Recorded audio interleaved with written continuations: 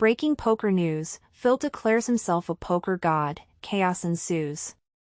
In a bizarre turn of events, poker legend Phil declared himself a poker god during a live broadcast of a high-stakes tournament on Tuesday evening.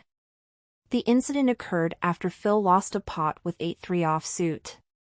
According to reports, Phil went into a tirade, slamming his fist on the table and shouting obscenities. He then stood up and disappeared in a puff of white smoke.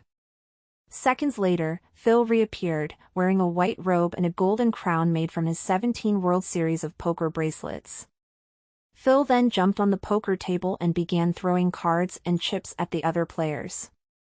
The live feed was quickly cut, but not before viewers saw Phil being hit with a large plastic rake by an unnamed poker player.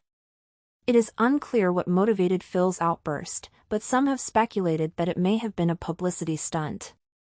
Others believe that Phil may have simply been frustrated by his recent losses. Or, perhaps, he simply believes he is the best poker player in the world and was finally able to convince himself to accept his destiny as a god. Phil's declaration of godhood was met with mixed reactions. Some players were impressed by his confidence, while others were skeptical of his claims. One player, who wished to remain anonymous, said, "I'm not sure if Phil is a poker god, but he's definitely a god at making a scene." Whatever the reason, Phil's declaration of godhood is sure to go down as one of the most bizarre moments in poker history. It remains to be seen whether Phil will face any disciplinary action for his behavior, but one thing is for sure, he has once again cemented his status as one of the most controversial figures in the game of poker. Well, I think white magic must be real.